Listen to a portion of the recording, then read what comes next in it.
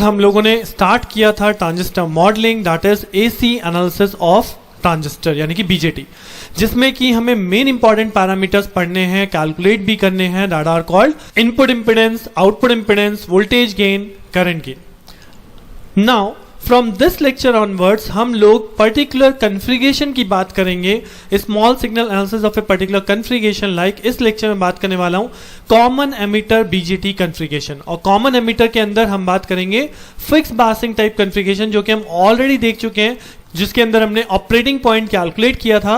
सो वही सेम चीज यहां पे है, बट इस टाइम हम करेंगे एसी एनालिसिस। और एसी एनालिसिस में हम क्या क्या चीजें कैलकुलेट करते हैं, इनपुट रेजिस्टेंस है, आउटपुट रेजिस्टेंस है, वोल्टेज गेन है, करंट गेन है। These are the most important parameters जो हम एसी एनालिसिस के अंदर देखते हैं। तो चलिए स्टार्ट करते हैं small signal analysis of common emitter fix bias configuration. So common emitter fix bias configuration ये वही सर्किट है जो आप ऑलरेडी देख भी चुके हैं फिक्स बासिंग के अंदर। It is resistance RB, resistance RC and this is BJT.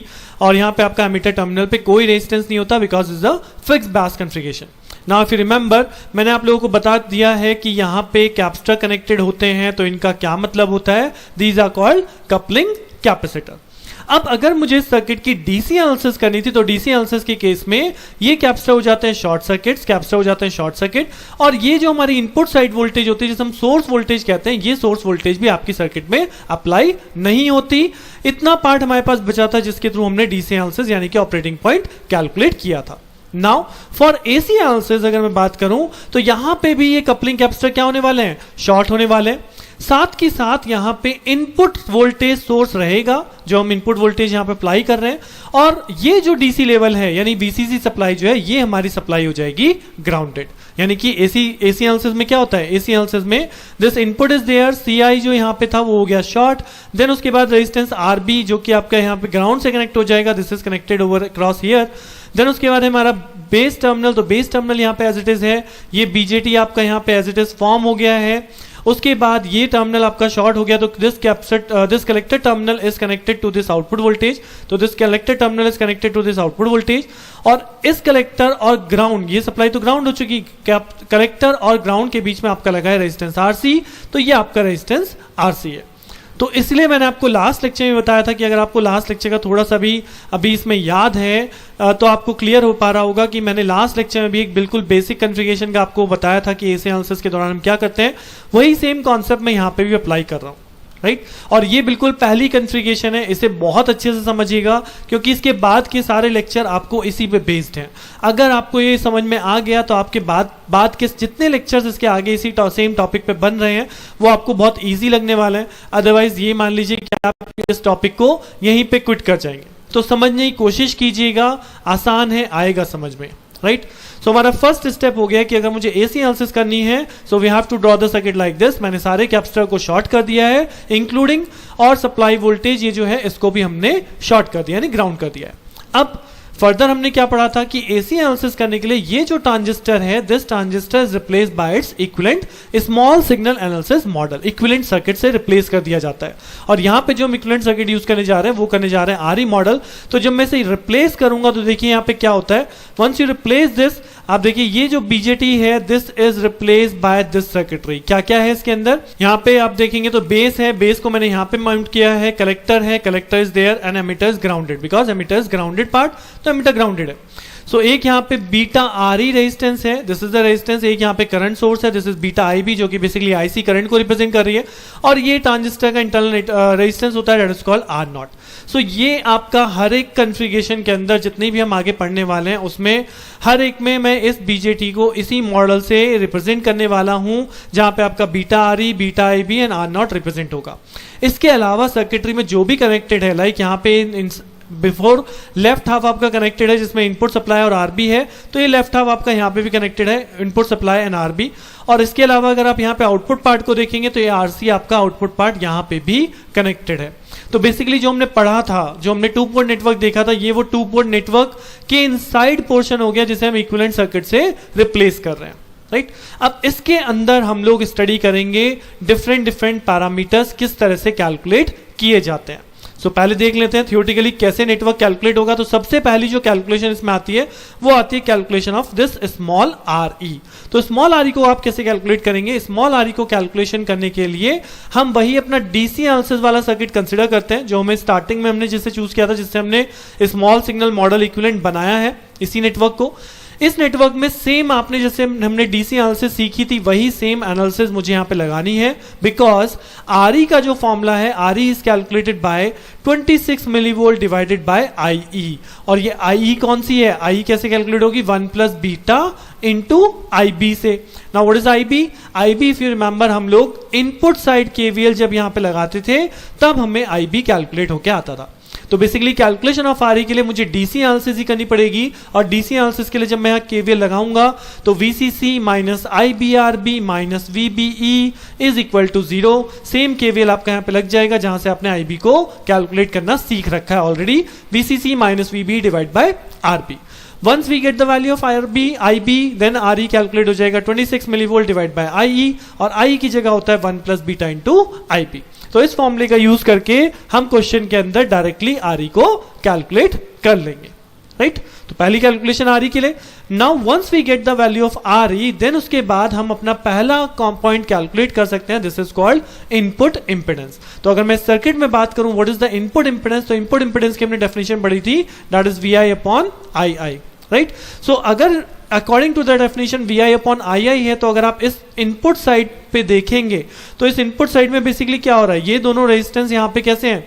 ये दोनों रेजिस्टेंस यहाँ पे पैरेलल में, राइट? और जब ये दोनों पैरेलल में आ जाएंगे तभी इसमें कंप्लीट II करंट फ्लो करेगा, यानी VI is equal to II multiply by RB parallel with beta RE, right? So अगर मैं VI अपॉन II कैलकुलेट करूंगा तो VI upon II stands but RB parallel with beta RE।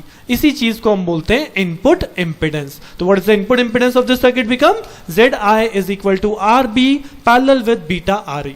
और यहां पे condition है कि if this RB is much greater then, यानी 10 times greater than this beta RE, अगर ये कंडीशन आपकी न्यूमेरिकल केस में सेटिस्फाई हो रही है तो इन दैट केस आप डायरेक्टली यूज कर सकते हो ZI is equal to beta RE, क्योंकि ये जब दो रेजिस्टेंस का पैरेलल कॉम्बिनेशन सॉल्व होता है तो अगर एक रेजिस्टेंस बहुत ज्यादा बड़ा है तो हमारा इक्विवेलेंट स्मॉल रेजिस्टेंस के बराबर रह जाता है। तो this is the formula for input impedance. Now similarly second important parameter होता है हमारा output impedance, that is Z0। अब आउटपुट इंपेडेंस कैसे कैलकुलेट करते हैं? सो आउटपुट इंपेडेंस हमने पढ़ा था V0 बाय I0। तो अगर आप आउटपुट साइड पे देखोगे तो V0 बाय I0 का मतलब इन दोनों रेजिस्टेंस के पैरेलल के क्रॉस जो करंट फ्लो कर रहा है that is I0।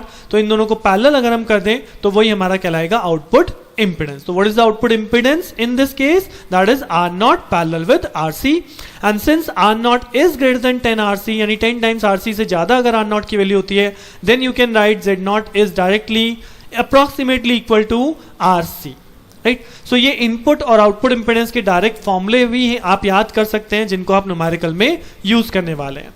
Next important parameter जो यहां पे बनता है that is called voltage gain. So voltage gain कैसे कैलकुलेट करूंगा? वोल्टेज गेन का कैलकुलेट करने का मतलब है I want to calculate V0 by VI, that's it. So V0 कैसे आएगा? अब अगर मैं आउटपुट साइड पे देखूं मुझे V0 की इक्वेशन लिखनी है, आउटपुट साइड पे V0 की इक्वेशन। तो बेसिकली V0 क्या है? V0 अभी हमने आउटपुट इंपेडेंस के लिए बोला था V0 is equal to I0 multiply में होगा RC parallel with R0, right? But यहां पे माइनस साइन और आएगा because this I0 is going upward. तो जब मैं यहां पे KVL काउंट करूंगा तो बेसिकली I0 क्या होगा? I0 अपोजिट होगा, राइट? सो इसलिए V0 is equal to minus I0 RC parallel with R0, right? So यहां पे V0 की वैल्यू हो गई। So V0 is equal to minus I0 और RC पैरेलल विद R0। अब यहां पे ये I0 की वैल्यू है क्या? बेसिकली अगर आप देखेंगे तो इस सर्किट के अंदर यहाँ पे कितना करंट फ्लो कर रहा है? This is IC and IC is equal to what? Beta IB। तो अगर ये सारे ग्राउंड को मैं एक लाइन कंसिडर कर लूँ, अभी के लिए एक लाइन कंसिडर कर लेते हैं, इस सर्किट को क्लोज कर देते हैं, तो अल्टीमेटली यही जो बीटा IB है this will become into this parallel combination, right? So यही बीटा IB अपोजिट जा रही होगी ना, तो इसलिए यहां पे डायरेक्टली लिखा हुआ है कि this V0 is equal to minus beta IB into RC parallel R0, that is the equation for V0, right. अब अगर आप देखेंगे यहाँ पे IB की वैल्यू क्या है, सो IB की वैल्यू अगर इनपुट साइड पे आप देखते हैं, इनपुट साइड पे, तो अगर मैं यहाँ से इस VI से स्टार्ट करते हुए और एक KVL काउंट करूं जो कि इस ग्राउंड तक पहुंचे, तो मुझे लिखना पड़ेगा VI माइनस ड्रॉप हुई IB multiply by beta RE is equal to 0। तो what is the value of IB is VI upon beta RE, beta small RE, right. So इस वैल्यू को हम यहाँ पे रिप्लेस कर दें IB की जगह, तो यहाँ पे इक्वेशन बन जाएगी IB is equal to VI upon beta RE। That means अगर मैंने इसे रिप्लेस कर दिया तो V not by VI becomes minus RC parallel with R not divide by small RE। जैसे आप यहाँ पे IB की वैल्यू रिप्लेस करेंगे you will get this value, और इसी चीज को हम बोलते हैं voltage gain, that is AV, means minus RC parallel with R not divide by RE। अब यहां पे फिर वही कंडीशन है जो हमने आउटपुट इंपेडेंस में भी देखी थी कि अगर इस R नॉट की वैल्यू 10 टाइम्स ग्रेटर है इस RC से, यानी कि if R not greater than 10 RC, then this voltage gain becomes equal to minus RC upon RE। अब ये डायरेक्ट फॉर्मूले के तौर पे आप क्वेश्चन में यूज कर सकते हैं, बट यहां पे हम अभी कैलकुलेट भी करें, क्योंकि क्वेश्चन इसमें दोनों मेथड से आ सकता है कि या तो आपको कॉमन एमिटर एनालिसिस करने के लिए देते हैं कि drive the voltage gain current gain of your common emitter amplifier configuration, common emitter amplifier configuration, या कोई भी न्यूमेरिकल बन जाएगा। तो अभी आगे देखेंगे क्वेश्चन किस तरह से बनता है, बट उससे पहले एक फोर्थ पैरामीटर हमारा बचा है, this is called current gain AI, that is defined as the ratio of output current by input current, I not by II चाहिए। सो अब अगर मैं यहाँ पे बात करूं सिंपली करंट डिवीजन रूल, एक आपने पढ़ा होगा करंट डिवीजन रूल, तो अगर करंट डिवीजन रूल को हम इनपुट साइड पे अप्लाई करें, here it is the total current II, जो कि यहाँ दो पार्ट में डिवाइड हो रही है, एक करंट जा रही है RB रेजिस्टेंस में और एक करंट जा रही है बीटा RE रेजिस्टेंस में, जिसको हमने बोला है IP। सो अगर मैं IB की वैल्यू लिखूं as per current division rule, तो वो कहते हैं अपोजिट रेजिस्टेंस यानी कि RB divided by total resistance यानी कि RB plus beta RE multiply by total current II, right. ये होता है करंट डिवीजन रूल कि अगर मुझे किसी पर्टिकुलर ब्रांच में किसी पर्टिकुलर रेजिस्टेंस के क्रॉस करंट कैलकुलेट करना है तो opposite resistance divide by total resistance multiply bye the total current, that is called current division rule, right. अब अगर यही सेम करंट डिवीजन रूल मैं इस आउटपुट साइड पे भी एप्लीकेबल करूं, तो दिस आउटपुट साइड में क्या हो रहा है कि आउटपुट साइड में ये जो IC करंट है, दिस IC करंट यानी कि बीटा IB आपके दो पोर्शन में डिवाइड हो रही है, R नॉट और RC में, राइट। सो अगर मुझे इस I नॉट की वैल्यू को लिखना है तो ये I नॉट बेसिकली कहां है, ये I नॉट आपका इस RC में फ्लो कर रहा है, राइट, RC में फ्लो कर रहा है ना। तो अगर मुझे I नॉट की वैल्यू चाहिए तो दिस I नॉट वैल्यू क्या होगी, I नॉट वैल्यू होगी अपोजिट रेजिस्टेंस कौन होगा, small R not divide by total resistance क्या हो गया, R नॉट प्लस RC, और इनमें टोटल करंट कौन सी आ रही है, करंट आ रही है बीटा IB, यानी कि beta IB is the total current, right.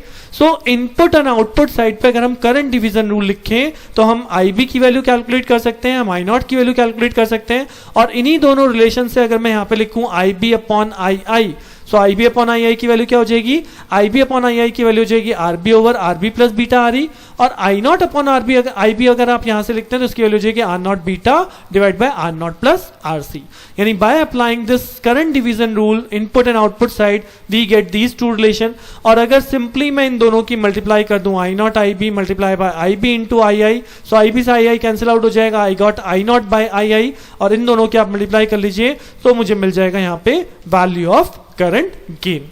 और जैसे कि हमने पहले ही पढ़ा है कि अगर ये R नॉट 10 RC से ज्यादा है या ये RB आपका बीटा RE से 10 टाइम ज्यादा है, तो ये हमारा यहां से जो रिड्यूस होकर रह जाएगा सर्किट, वो रह जाएगा R not beta into RB divide by यहां कौन रह गया, R नॉट, और यहां रह गया RB, तो एक दूसरे को कैंसिल आउट कर देंगे। In that situation your AI is directly equal to beta, current gain is directly equal to beta. तो ये एक एनालिसिस है जो मैं अब तक आपको बता रहा हूं, एक बेस बन रहा है आपका, ये चीज ध्यान रखिएगा, बहुत इंपॉर्टेंट है। अगर आपको यहां तक कुछ भी चीज नहीं क्लियर हो रही तो इसी वीडियो को 2 से 3 बार देखिए, सो दैट आप इस चीजों में पूरी तरह से परफेक्शन हो जाए कि इनपुट रेजिस्टेंस क्या है, कैसे कैलकुलेट कर रहे हैं, आउटपुट रेजिस्टेंस क्या है, और वोल्टेज गेन कितना है, करंट गेन कितना है।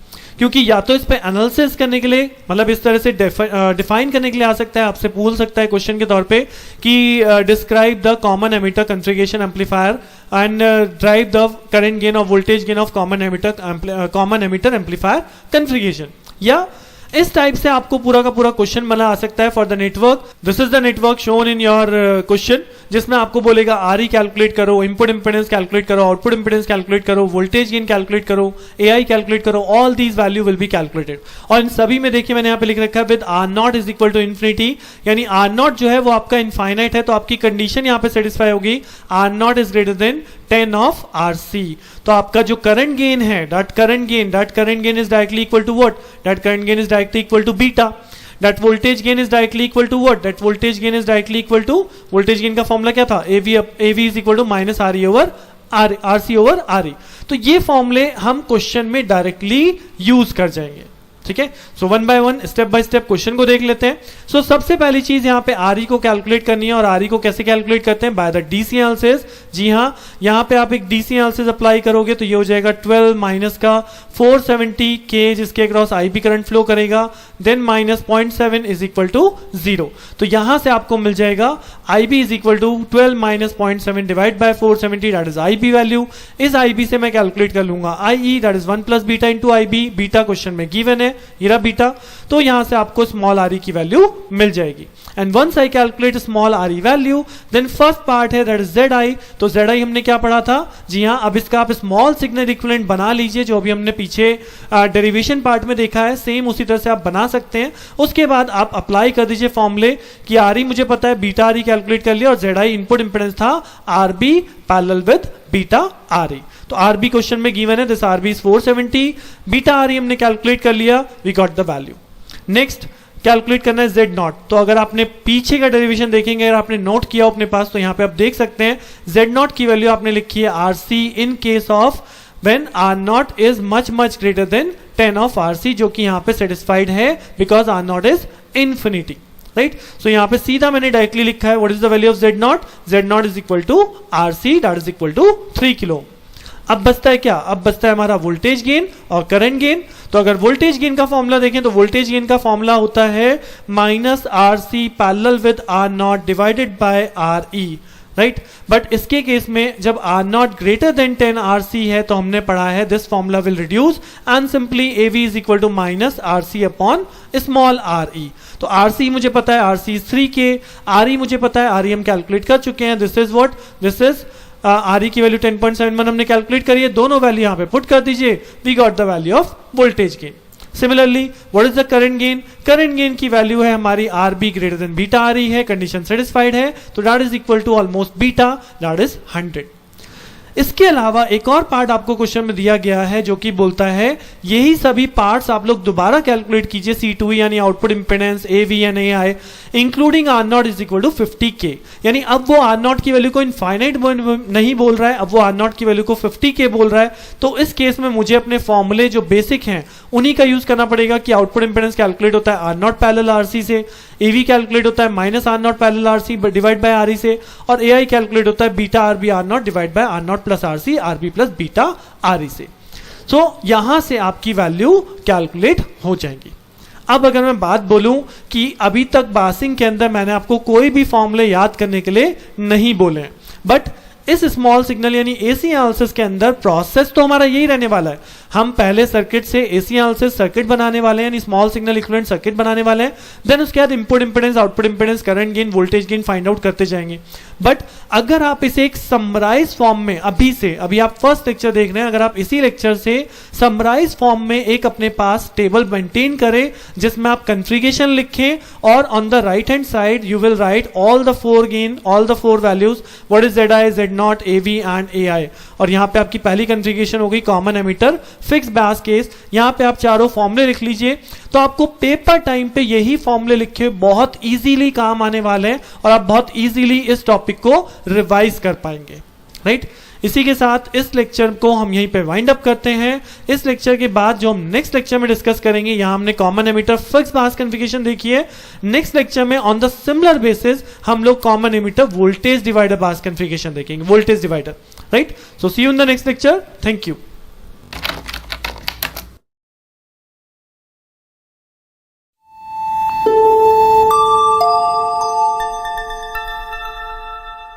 हम लोगों ने स्टार्ट किया था बीजेटी स्मॉल सिग्नल एनालिसिस, जिसके अंदर हम लोगों ने बात करी थी common emitter configuration, fix biasing scheme. So in short common emitter fix pass configuration, जहां पे हम लोगों ने ड्राइव किया सबसे पहले उसका एसी इक्विवेलेंट मॉडल यानी small signal analysis, then input resistance, output resistance, voltage gain and current gain, and also we have solved a problem on that particular topic.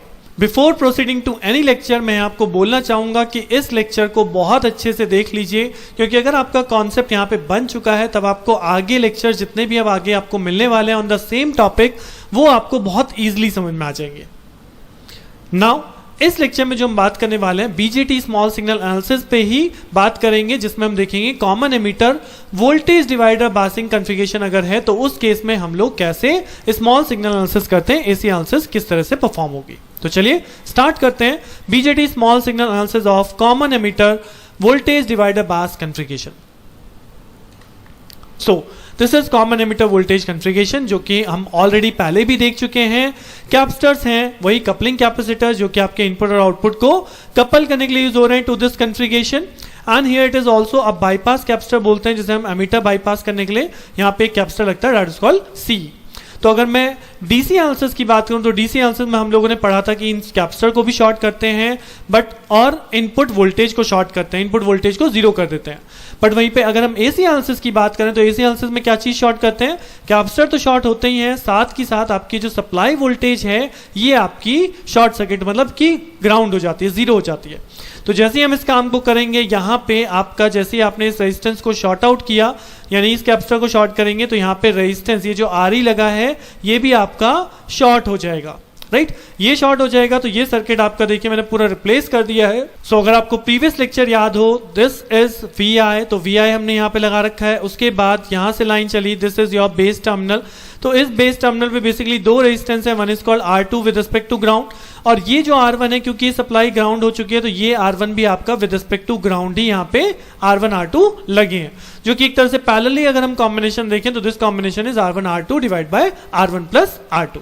Next उसके बाद आप इस ट्रांजिस्टर को रिप्लेस करते थे, तीन कंपोनेंट यहाँ पे अवेलेबल होते थे, कौन कौन से, एक बीटा आर ई रेजिस्टेंस, एक हमारा current source beta I B, और एक हमारा रेजिस्टेंस आर नॉट। तो this is basically transistor small signal equivalent model, जिसे हम यहाँ पे बोलते हैं आर ई मॉडल, राइट। उसके बाद आर ई हमारा सर्किट में शॉर्ट हो चुका है because due to this capacitor, जैसे ही आपका कैपेसिटर शॉर्ट होगा तो आर ई भी शॉर्ट हो जाएगा।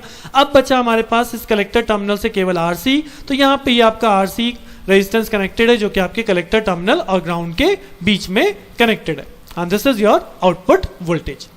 सो आई थिंक अगर आपको प्रीवियस लेक्चर याद है तो आपको ये सर्किट समझना उतना ही इजी लगेगा, या अगर आपने नोट डाउन कर रखा है प्रीवियस सर्किट को तो जस्ट वीडियो को यहाँ पे पॉज करके इस सर्किट और प्रीवियस सर्किट को देखिएगा, आपको खुद सिमिलरिटी नजर आ जाएंगी कि आप इजीली किसी भी कॉन्फ़िगरेशन के लिए इस चीज को ड्रॉ करने में अपने आप को थोड़ा कॉन्फिडेंट समझेंगे, राइट।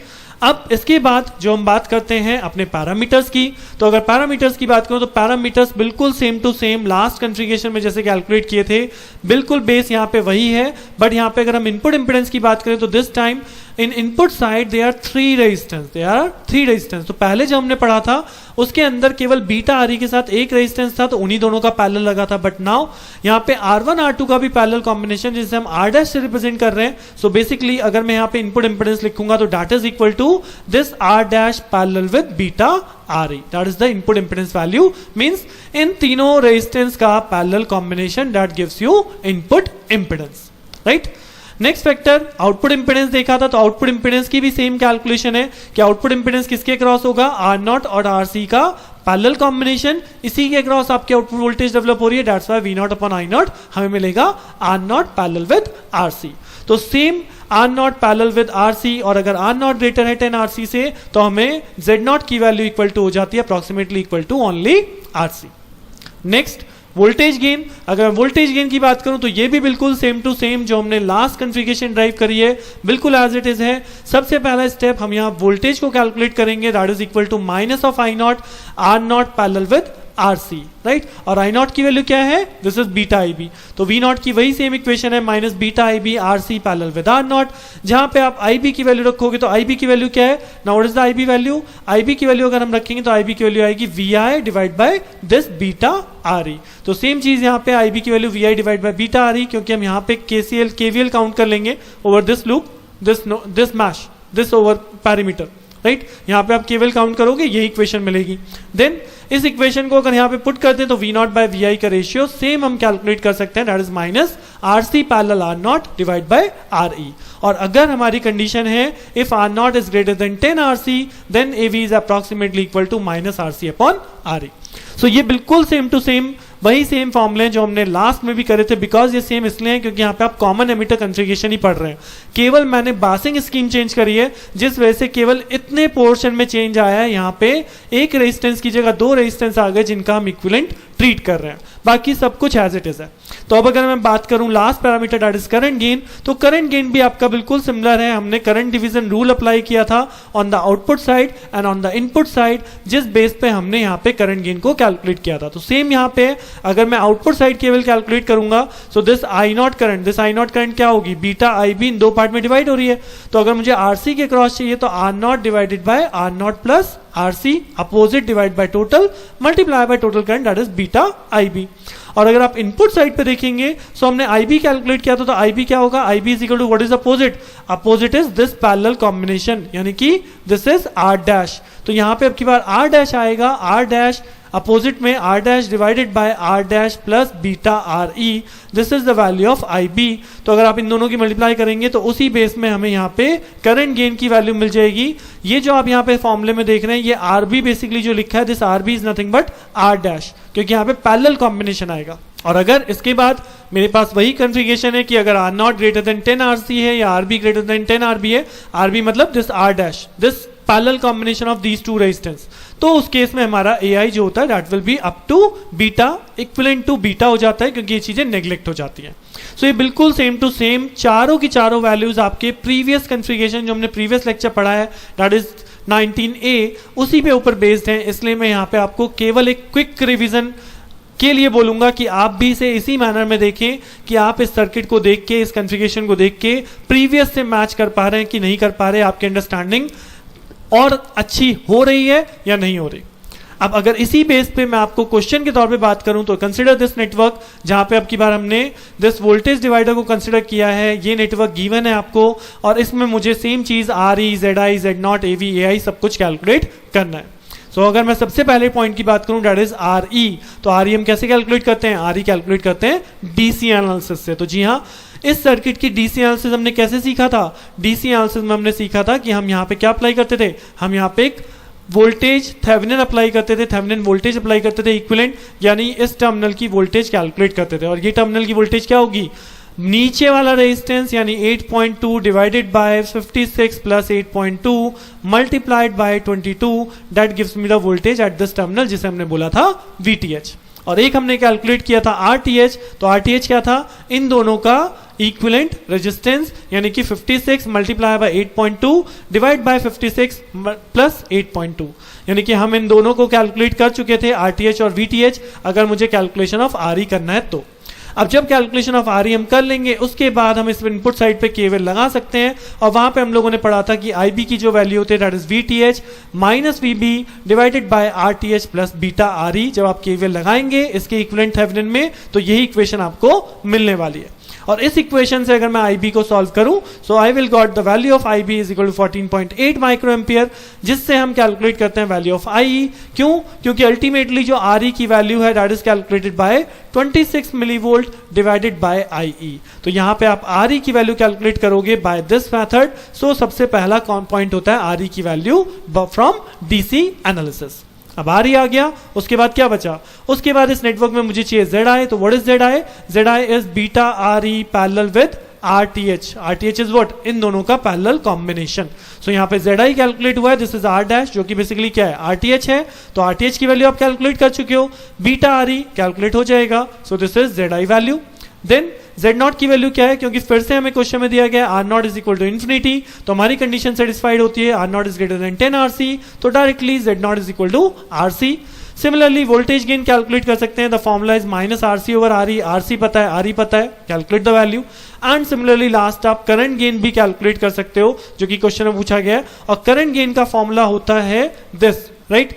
अब इसके अंदर R नॉट तो मुझे सेटिस्फाई कर रहा है, गिवन क्वेश्चन के अंदर यहाँ पे R नॉट तो 10 RC है, तो R नॉट 10 RC का मतलब है यहाँ पे 10 RC नेग्लेक्ट हो जाएगा as compare to R not, तो आर नॉट से आर नॉट कैंसिल आउट हो जाएगा, ये बचेगा beta into R B divide by R B plus beta R E, और ये आर बी नहीं है, बेसिकली क्या है, ये आर डैश है। तो यही सेम फॉर्मूला मैंने उस एआई को कैलकुलेट करने के लिए यूज किया है, जो आगे आप क्वेश्चन में देखेंगे। ये रहा वो फॉर्मूला। क्यों? क्योंकि यहाँ पे beta R E is not greater than this R dash is not greater than 10 times of beta R E. So ये वाला चीज रिड्यूस नहीं हुई, इक्विवेलेंट टू बीटा नहीं हुआ, सो आप बेसिक फॉर्मूले से जाएंगे। तो जैसा कि मैंने लास्ट में भी कहा था कि अगर आप एक टेबल मेंटेन करें जिसमें आप पर्टिकुलर कॉन्फ़िगरेशन के अकॉर्डिंग फॉर्मूले लिखें, तो जब एट लास्ट आप इन सारे लेक्चर्स को एक साथ करेंगे, जब आप सारे टॉपिक्स को एक साथ देखेंगे, तो उस केस में आपको न्यूमेरिकल सॉल्व करना बहुत ही आसान लगेगा, क्योंकि आपके सामने सारे फॉर्मूले होंगे जिनको आप इजीली रिमेंबर कर सकते हैं, याद रख सकते हैं, सो दैट आप पेपर के अंदर डायरेक्टली फॉर्मूला अप्लाई कीजिए एंड गेट द वैल्यू। इस लेक्चर में यहीं तक। इसके नेक्स्ट लेक्चर में हम लोग नेक्स्ट कॉन्फ़िगरेशन की बात करेंगे, जहां पे हम लोग बीजेटी की नेक्स्ट कॉन्फ़िगरेशन स्टडी करेंगे based on this small signal analysis of that particular configuration. So stay tune with me, मिलते हैं नेक्स्ट लेक्चर में। Thank you.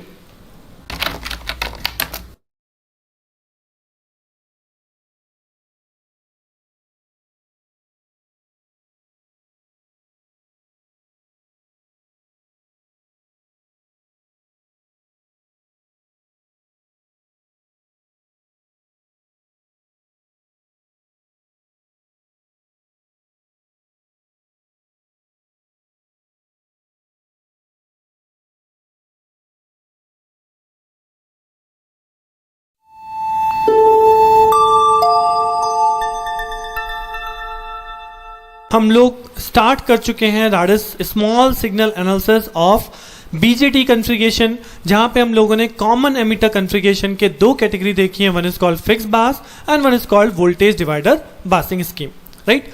इनके अंदर एसी सिग्नल एनालिसिस के अंदर हम क्या कर रहे हैं, we have derived input impedance, output impedance, voltage gain, current gain, these are the basic parameters जो यहाँ पे स्मॉल सिग्नल एनालिसिस में हम लोग ड्राइव करना सीख रहे हैं। Now in continuation with the previous lecture, इस लेक्चर में जो हम लोग बात करने वाले हैं वही same BJT small signal analysis की बात करेंगे, जहां पे हम लोग कॉन्फ़िगरेशन डिस्कस करेंगे common collector. And in small signal analysis we derive the same thing, what is input impedance, output impedance, voltage gain, current gain, the 4 important parameters in case of small signal analysis. तो चलिए start करते हैं small signal analysis of common collector BJT configuration. So common collector configuration, this is the circuit for common collector configuration that is also known as emitter follower, because अगर आपको common collector याद हो तो collector common हो जाता है, input is applied between base and collector and output is taken from emitter and collector, so collector is common, that's why it is called the common collector technique. और इसके अंदर क्योंकि हम आउटपुट एमीटर से ले रहे हैं, this output is connected to the emitter terminal, so that it is called emitter follower also. तो यहां पे सेम सर्किट है, this is called common collector configuration. इस कॉन्फ़िगरेशन के अंदर अगर आप देखोगे, since the collector is directly grounded, मतलब डायरेक्टली कनेक्टेड टू सप्लाई, तो यहां पे कोई भी कलेक्टर रेजिस्टेंस नहीं होता, आरसी यहां पे नहीं होता। सो कॉमन कलेक्टर कॉन्फ़िगरेशन के अंदर अब जब हम इसको एसी एनालिसिस के लिए जाते हैं, तो हमारा सबसे पहला स्टेप क्या है एसी एनालिसिस के लिए, कि ये जो कपलिंग कैपेसिटर्स लगे होते हैं ये क्या हो जाते हैं, शॉर्ट सर्किट, यानी कि यहाँ पे एक लाइन आ जाती है, शॉर्ट हो जाते हैं। एंड द सेकेंड थिंग, ये जो हमारी सप्लाई वोल्टेज है this will also grounded, right. So जैसे ही हम इस काम को करेंगे तो ये हमारा सर्किट कुछ इस तरह से रिप्रेजेंट होने वाला है। आपकी बात देखने में थोड़ा टिपिकल लग रहा है, बट देखिए मैं वन बाय वन इसे कैसे आपको समझाता हूँ। तो यहाँ से अगर मैं स्टार्ट करता हूँ, वी से स्टार्ट करते हैं, वी आपका यहाँ पे है, this is the input voltage V I, जहाँ से आपने स्टार्ट किया दिस इज शॉर्ट सर्किट, और आप इस टर्मिनल पे पहुंच गए जहां पे आपका रेजिस्टेंस आरबी कनेक्टेड है, and this resistance RB is connected to supply, जो कि अल्टीमेटली क्या हो चुका, ग्राउंड, राइट। सो ये आरबी मैंने यहाँ पे कनेक्ट करा जो कि यहाँ पे ग्राउंड से कनेक्टेड है, तो this is connected RB. Next उसके बाद हम बीजेटी कॉन्फ़िगरेशन को रिप्लेस करते हैं by its small signal equivalent model, तो जिसके अंदर हमारा बीटा आर ई होता है, एक बीटा आई बी सोर्स है, और यहाँ पे एक आर नॉट रेजिस्टेंस होता था जिसे यहाँ पे ओपन सर्किट कर दिया, बिकॉज हम अभी प्रीवियस क्वेश्चन में भी देखते आ रहे हैं आर नॉट टेंस टू हम इन्फिनिटी लेके चलते हैं, तो इसलिए मैंने यहाँ पे उस आर नॉट को नहीं शो किया है। तो सिंपली यहाँ पे इतने पोर्शन को आप कह सकते हैं R E model, that is beta R B है, beta R E and beta I B. अब अगर इसके बाद आपको याद हो तो इसके बाद यहाँ पे कलेक्टर टर्मिनल होता था जहां पे हम रेजिस्टेंस आरसी लगाते थे, बट इसके बाद कोई रेजिस्टेंस आरसी नहीं है, this collector terminal is also connected to the ground, तो this collector terminal is connected to the ground itself. Right. Now what is the change over here? अगर आप चेंज देखेंगे तो अभी तक एमीटर टर्मिनल को हमने ग्राउंडेड रखा था प्रीवियस दोनों कॉन्फ़िगरेशन के अंदर, but now emitter terminal has resistance RE, right. So यहां पे एमीटर टर्मिनल पे आपका रेजिस्टेंस आरई लगा है जो कि फर्दर ग्राउंड पे कनेक्ट होता है, और इस रेजिस्टेंस आरई पे जो करंट फ्लो करती है this is called emitter current I. तो ये एमीटर करंट आई यहां पे दिखाया गया है, और यहां पे आपका आउटपुट करंट भी इसी के अक्रॉस डेवलप हो रहा है because output is taken across the emitter. So यहां पे आउटपुट भी जो फ्लो हो रहा है दिस इज अक्रॉस एमीटर जो कि यहां पे आई नॉट फ्लो करता है, राइट। सो इसी के क्रॉस आप ये आउटपुट जनरेट कर रहे हैं जो कि यहाँ पे V नॉट दिखाया गया, this is the V not जो कि आपका एमीटर के क्रॉस जनरेटेड है।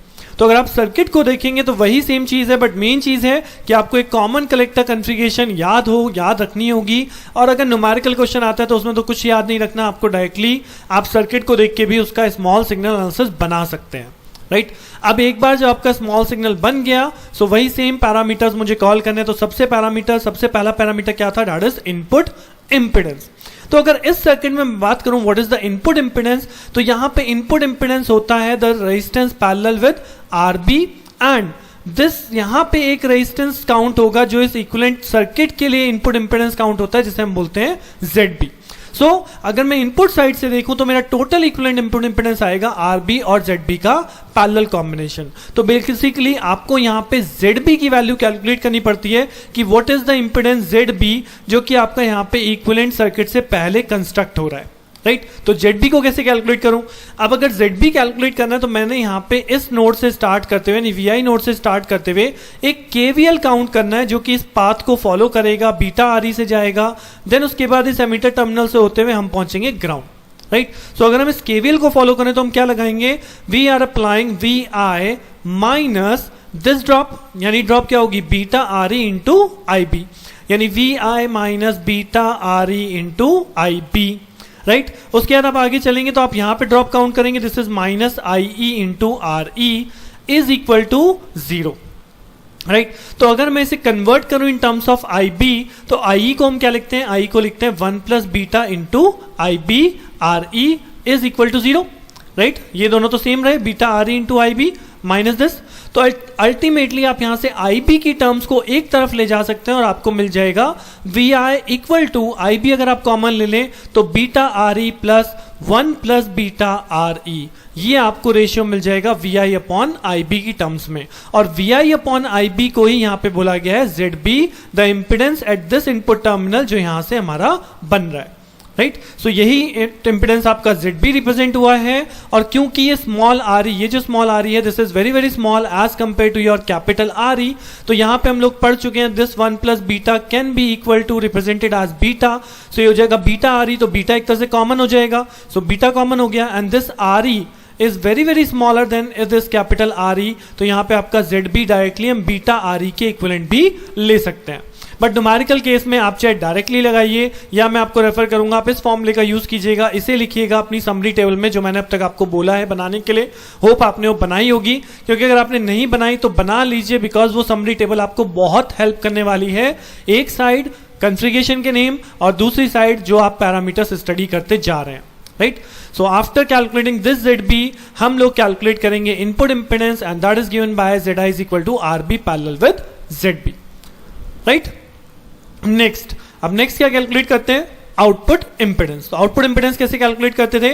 आउटपुट इंपेडेंस कैलकुलेट करने के लिए हम लोग स्टार्ट करेंगे इस आउटपुट करंट IE से, राइट। सो मुझे पता है IE की वैल्यू क्या होती है? IE की वैल्यू होती है 1 plus beta into IB।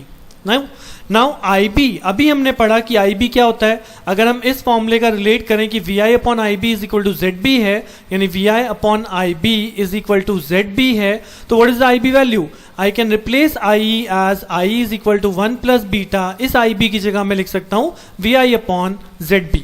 Now what is the value of ZB? तो ZB भी हम लोग ड्राइव कर चुके हैं, this is beta RE plus 1 plus beta RE।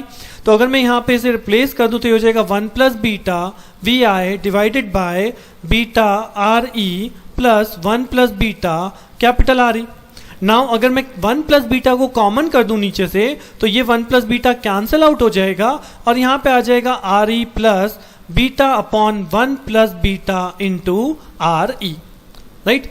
So ये जो कैलकुलेशन आई, this I E is equal to V I upon this value, तो अगर आप इस वैल्यू को देखेंगे बीटा अपॉन 1 प्लस बीटा, तो अभी हमने पिछले ही पढ़ा था कि 1 plus beta is approximately equal to beta, तो इस केस में ये फैक्टर भी आपका नेग्लेक्ट हो जाता है और डायरेक्टली जो आपको आई ई की वैल्यू मिलेगी वो क्या मिलेगी, that is V I upon R E plus small R E, यानी this is the output current value जो कि इस सर्किट में बेसिकली फ्लो कर रही है।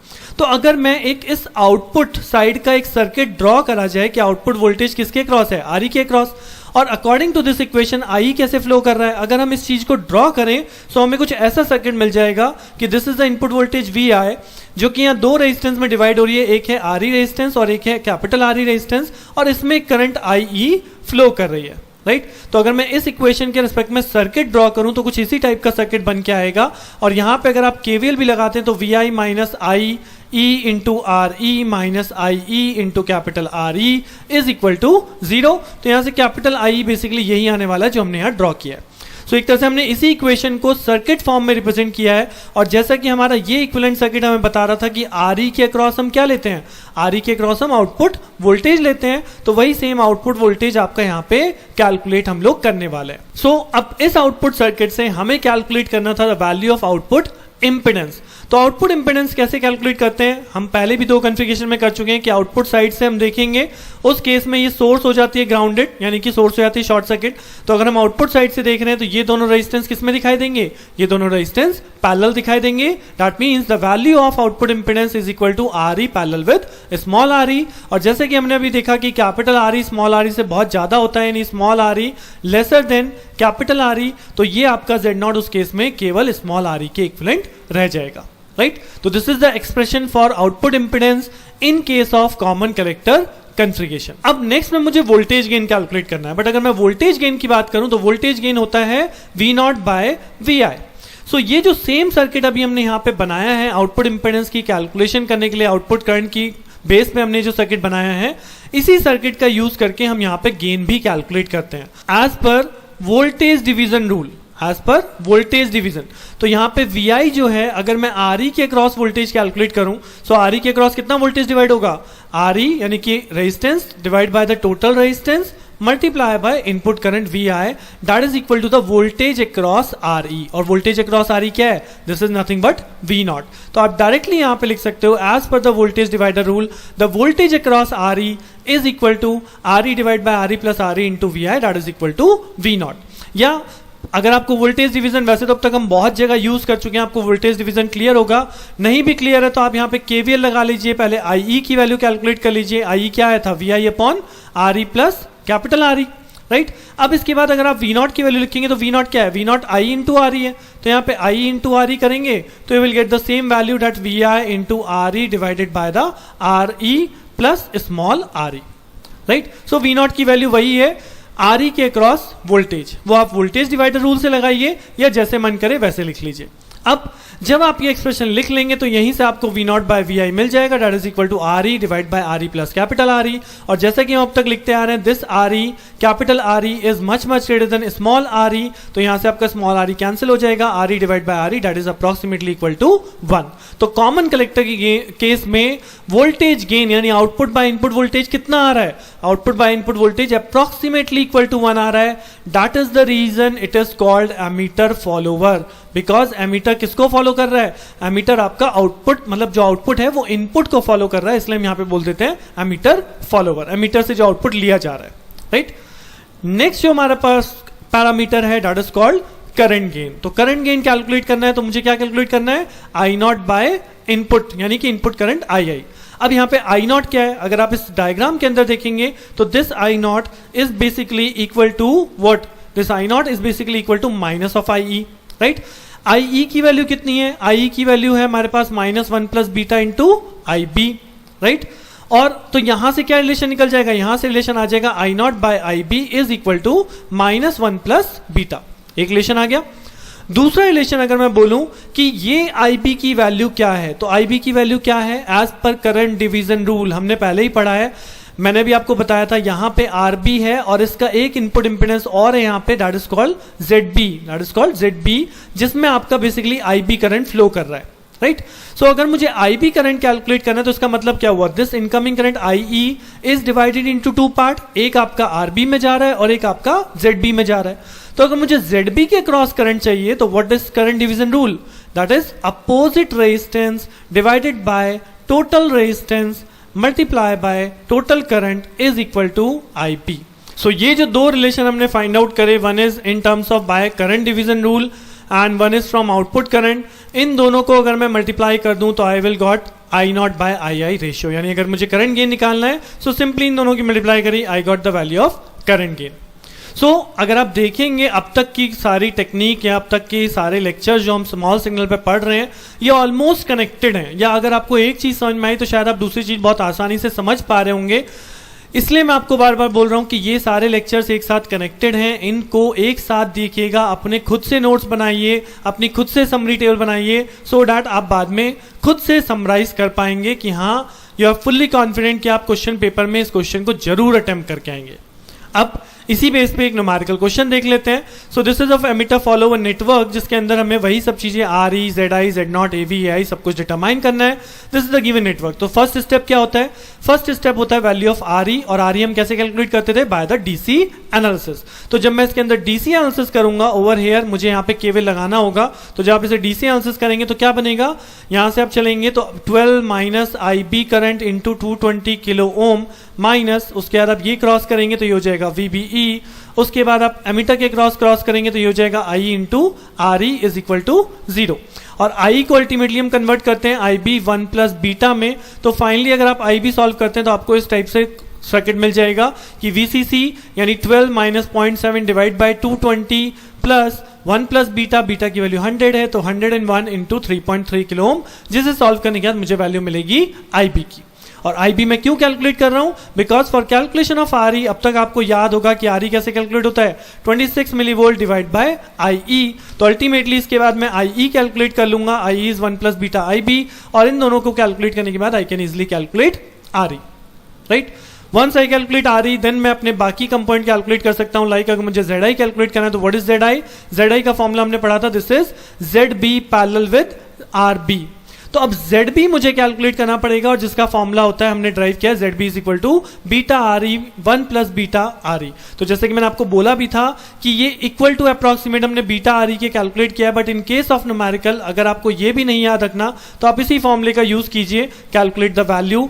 एक बार आपने ZB कैलकुलेट कर लिया तो आपका इनपुट इंपेडेंस आ जाएगा द वैल्यू ऑफ ZI आ गया।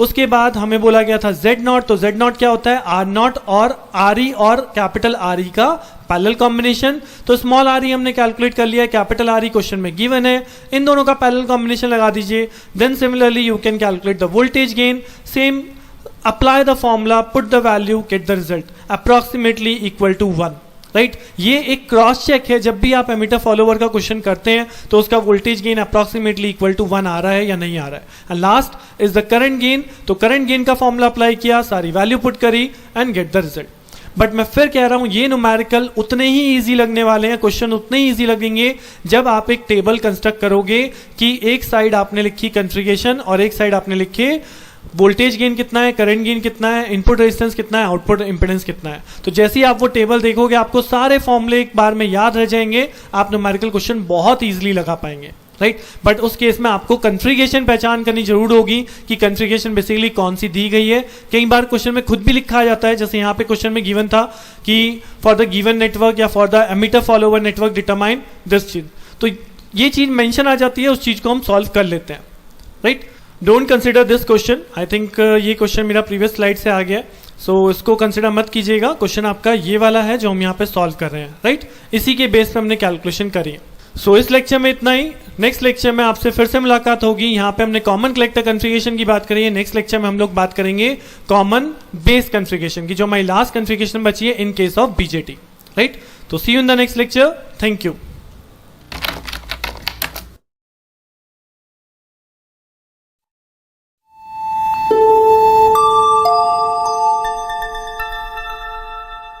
किया था small signal analysis of BJT, फिर चाहे वो कॉमन एमिटर कॉन्फ़िगरेशन है, कॉमन कलेक्टर कॉन्फ़िगरेशन है और कॉमन बेस कॉन्फ़िगरेशन।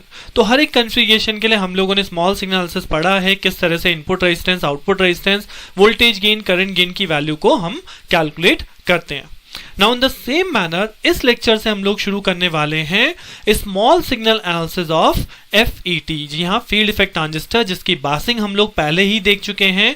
सो आगे बढ़ने से पहले उन लेक्चर्स को एक बार जरूर देख लीजिएगा, सो दैट आपको आगे का पोर्शन यानी FET में जो हमने मेथड्स यूज करे थे, जो फॉर्मूले यूज करे थे, बासिंग किस तरह से की थी, वो आपको याद आ जाए। बासिंग से मतलब है DC analysis.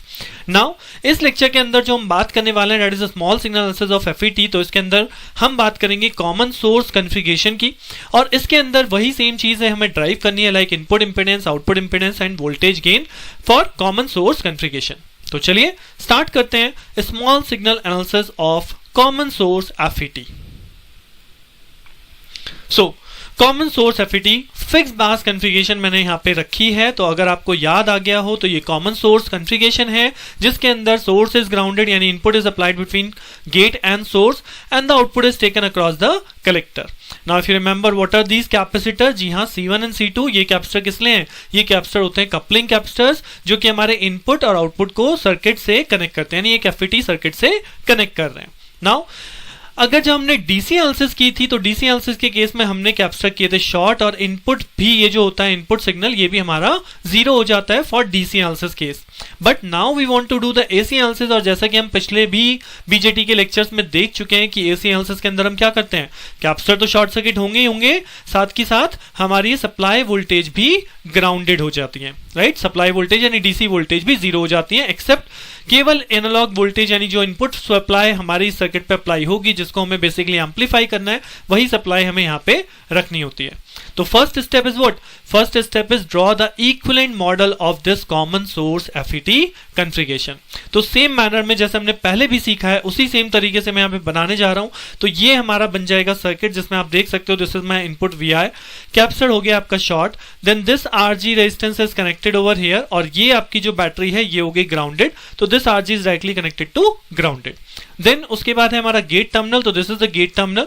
After that this is basically small signal equivalent of your FET, जैसे कि अगर आपको BJT में ध्यान हो हमने वहां पे भी किया था, there is a small signal equivalent, तो वही सेम चीज यहाँ पे FET के लिए जो आप नेटवर्क रिप्लेस करोगे वो आपका ये है, that is a current source GMVGS, जो आउटपुट करंट ड्रेन से सोर्स की तरफ फ्लो हो रहा है, and this is a drain resistance जो कि यहाँ पे एक RD रेजिस्टेंस कॉल होता है। उसके बाद आपका इस ड्रेन टर्मिनल पे, ये आपका ड्रेन टर्मिनल है, ड्रेन टर्मिनल से एक रेजिस्टेंस की वैल्यू लगती है RD, तो that is the resistance RD with respect to ground, because ये सप्लाई आपकी ग्राउंड हो चुकी है। सो अगर आपने प्रीवियसली अभी तक स्मॉल सिग्नल मॉडल देखे हैं तो आपको ये स्मॉल सिग्नल मॉडल समझने में बहुत ज्यादा प्रॉब्लम नहीं लगेगी, बिल्कुल सेम टू सेम मैनर है, बस चेंज क्या हुआ है, ये जो रिप्लेसमेंट है अभी तक हमने BJT के लिए देखा है, now it is for FET, gate, drain and source. Now, once we draw this small signal configuration, small signal model जैसे हमने ड्रॉ कर लिया, उसके बाद हम इसके डिफरेंट पैरामीटर्स कैलकुलेट कर सकते हैं। What are those parameter?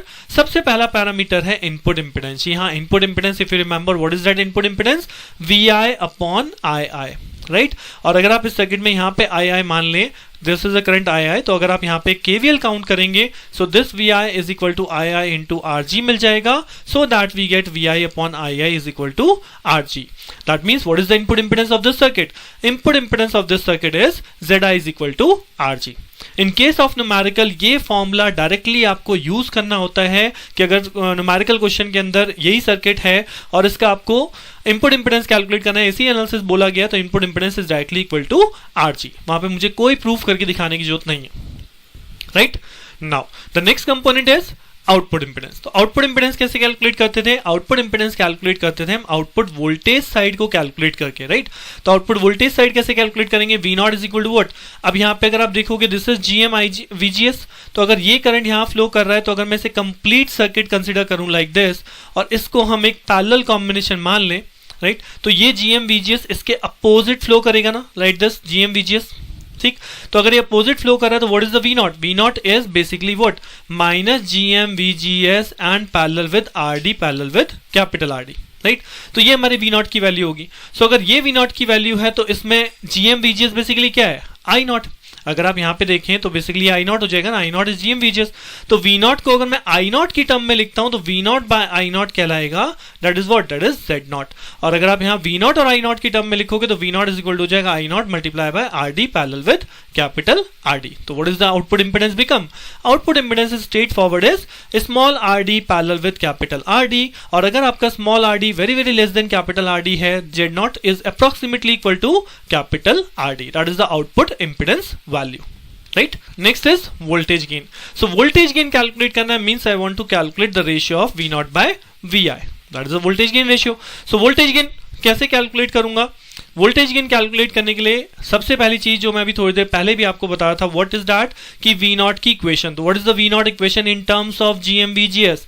अगर मैंने अभी आपको बताई थी V not is equal to होगा minus gm VGS then R D parallel with capital R D, because ये दोनों पैरेलल कॉम्बिनेशन और जीएम वीजीएस इसके अपोजिट फ्लो करेगा। तो this I not is basically minus of gm VGS, अगर आप इस वाले लूप इधर लूप में कंसिडर करें तब, राइट?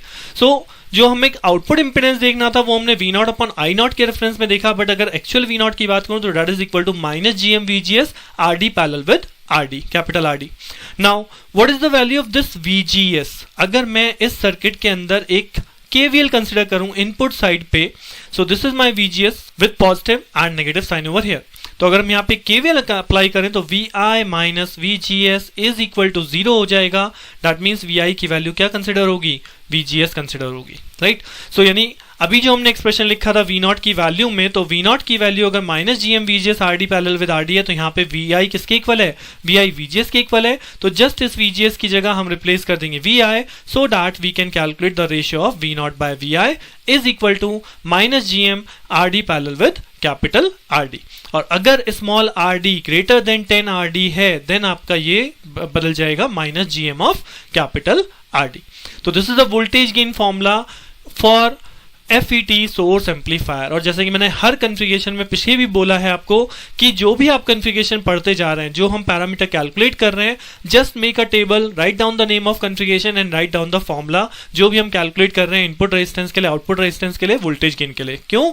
क्योंकि अभी जब हम आगे न्यूमेरिकल क्वेश्चन करते हैं तो वहां पे वो फॉर्मूला एज इट इज आपका यूज हो जाएगा और आपको एंड टाइम पे, पेपर टाइम पे बहुत ईजिली आपको वो चीज रिवाइज हो जाएगी, राइट? तो चलिए अब इस पे एक क्वेश्चन देख लेते हैं। ये तो हमारी बेसिक एनालिसिस हो गई। सो क्वेश्चन के तौर पे यहाँ पे गिवन है for the network operating point is VGS-Q is equal to -2 volt and ID-Q is equal to 5.625 milli ampere with IDSS is equal to 10 milli ampere, VP is equal to -8 volt. This is basically what, VP हमारा pinch off voltage होता था, IDSS हमारा reverse saturation current होता था, if you remember the DC analysis. And the value of YOS is provided as 40 microsecond 40 microsiemens, that is called Siemens, not second, that is called Siemens, right? Because this is the inverse of resistance. Then we have to determine GM, RD, then ZI, Z0, AV and AV ignoring the effect of RD. तो same question है, सारी values आपको given है, मुझे सबसे पहली calculation करनी है ZI। तो अगर आप ZI को देखें तो ZI इज इक्वल टू क्या है, ZI is equal to directly what, directly is equal to 1 mega ohm, because this is equivalent to RG। अगर आप इसका इक्वलेंट ड्रॉ करेंगे तो बेसिकली ये रेजिस्टेंस हमारा RG था। नेक्स्ट, अगर मुझे Z0 कैलकुलेट करना है तो Z0 कैसे कैलकुलेट होता है, आप फॉर्मूला कहता है RD parallel with capital RD। तो यहाँ मुझे कैपिटल RD पता है, capital RD is 2 kilo ohm. What is the value of small RD? तो यहाँ आपको स्मॉल RD नहीं पता, तो what is the small RD? तो स्मॉल RD के लिए आपको Y क्वेश्चन में दिया गया है, इसी का इनवर्स करके आप कैलकुलेट करेंगे the value of small RD, यानी small RD is equal to 1/40 micro siemens, यानी कि ये वैल्यू हो जाएगी 1/40 10 to the power 6 divide by 1/40। तो आप इसे सॉल्व कर लेंगे, you will get the value of RD। So once you get input impedance, output impedance, तो नेक्स्ट जो यहाँ पे वैल्यू है that is your voltage gain. तो अगर वोल्टेज गेन के फॉर्मूले की बात करूं तो it requires this GM। Now voltage gain के अंदर मुझे GM की रिक्वायरमेंट है, इसलिए इस क्वेश्चन में यहाँ पे सबसे पहले GM पूछा गया था। तो अब GM कैसे कैलकुलेट करेंगे? जी हाँ, GM कैलकुलेट होता है from the DC analysis. If you remember in case of FET हम लोगों ने पढ़ा था एक formula that is called Shockley equation, और शॉकले इक्वेशन के बेस पे GM कैलकुलेट आप करोगे 2 IDSS divide by VP 1 minus VGS over VP। तो यहाँ पे IDSS क्वेश्चन में गिवन है, IDSS मैं पुट कर दूंगा, this is 10 milli ampere. VP question में गिवन है, दिस इज 8। तो आपने VP पुट किया, IDSS पुट किया, दोनों वैल्यूज आपको गिवन है। Then VGS-Q, this is also given in the question and VP is also given in the question. तो तो इन वैल्यूज को सबको पुट करके we can calculate the value of this GM, and GM is again it is in terms of siemens, तो siemens इसकी unit है, that is inverse of ohm, तो 1.88 मिली सीमेंस, राइट। तो जीएम आ गया। अब जब जीएम आ गया तो उसके बाद की कैलकुलेशन ऑलरेडी मैं आप लोगों को दिखा चुका हूं कि आरडी हम कैसे कैलकुलेट करने वाले हैं। Z I is equal to RG हो जाएगा, Z not is equal to that is RD parallel with RD, solve कर लेंगे आप, and then you can calculate the voltage gain, this is minus GM RD parallel with small RD. तो GM हम लोगों ने calculate कर लिया, put the value, इन दोनों का पैरेलल कॉम्बिनेशन पुट कीजिए, gate the result, and finally F part में हमसे पूछा गया था calculate the voltage gain without this small RD. तो जब हम स्मॉल आरडी को हटा देते हैं तो हमारा वोल्टेज गेन कितना बनेगा, माइनस जीएम आरडी। तो यहां से हमने voltage gain minus GM RD भी कैलकुलेट किया है। सो अगर मैं न्यूमेरिकल की बात करूं तो न्यूमेरिकल केवल और केवल फॉर्मूला बेस्ड है, इसीलिए मैं आपको शुरुआत से कह रहा हूं कि एक टेबल जो बनाते चलिएगा जिसमें आप एक कॉन्फ़िगरेशन और उसके पैरामीटर लिख लें, सो दैट एंड टाइम पे जस्ट अ सिंगल रिवीजन आपको ये सारे फॉर्मूले याद रह जाएंगे, पेपर में न्यूमेरिकल बहुत ईजिली आप अटेम्प्ट कर पाएंगे, राइट। इस लेक्चर में इतना ही। नेक्स्ट लेक्चर में हम लोग डिस्कस करेंगे common drain configuration, the same sequence, same parameter, small signal analysis of FET. So मिलते हैं नेक्स्ट लेक्चर में। Thank you.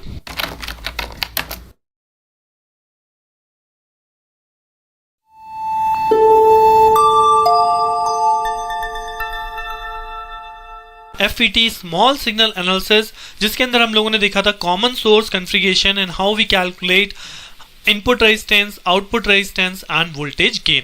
In the similar manner इस लेक्चर में हम लोग बात करने वाले हैं FET स्मॉल सिग्नल एनालिसिस, जिसके अंदर हम कॉन्फ़िगरेशन जो डिस्कस करेंगे that is common drain.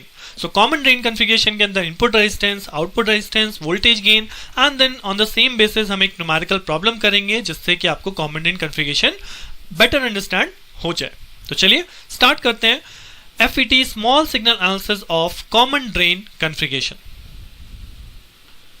So common drain FET configuration, so यहां आपके सामने है FET common drain configuration, and if you remember common drain के अंदर क्या होता है, output is taken from the source terminal, output is taken from source terminal, तो input is applied between gate and source and output is taken from drain and source, so drain is common, that's why it is called the common drain configuration, और it is also called source follower, क्योंकि हम यहाँ पे source terminal से output ले रहे हैं, right. तो ये डायग्राम सेम जैसे कि मैंने पहले लेक्चर में आपको बोला था, इन कॉन्फ़िगरेशन को पढ़ने से पहले या स्मॉल सिग्नल को पढ़ने से पहले अगर आप एक बार डीसी एनालिसिस वाला लेक्चर रिवाइज कर लेंगे तो आपको बहुत इजी लगेगा। सो डीसी एनालिसिस के अंदर हम लोग कैपेसिटर्स को करते थे short circuit, because these are coupling capacitor, तो कपलिंग कैपेसिटर तो यहाँ शॉर्ट होंगे ही होंगे, साथ ही साथ वहां पे हमने शॉर्ट किया था इनपुट वोल्टेज को। बट फॉर एसी एनालिसिस, जी हाँ, एसी एनालिसिस के लिए हम सबसे पहले क्या करते हैं, we make a equivalent circuit, और उस इक्विवेलेंट सर्किट में क्या चीज रिप्लेस होती है, दीज वोल्टेज सप्लाई यानी कि VDD supply, source DC supply voltage are grounded, also the capacitor are grounded. So उसी सेम बेस पे इसका हम इक्विवेलेंट सर्किट ड्रॉ करते हैं। तो कैसे ड्रॉ करेंगे, सबसे पहले यहां से स्टार्ट किया, this is our VI input voltage and this capacitor is shorted and this is the resistance RG, right.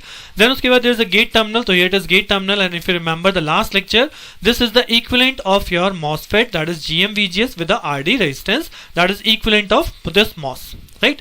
अब अगर आप यहां देखेंगे drain terminal is directly connected to ground, because यहां पे कोई RD रेजिस्टेंस नहीं है, this is a common drain configuration, तो this drain terminal is directly connected to ground, and then source terminal is connected to your output, तो ये जो यहाँ सोर्स टर्मिनल है, इस सोर्स टर्मिनल से हमने यहाँ आउटपुट को कनेक्ट किया, और सिमिलरली सोर्स टर्मिनल पे लगा एक रेजिस्टेंस RS, तो this is my resistance RS जो कि सोर्स टर्मिनल और ग्राउंड के बीच में, राइट।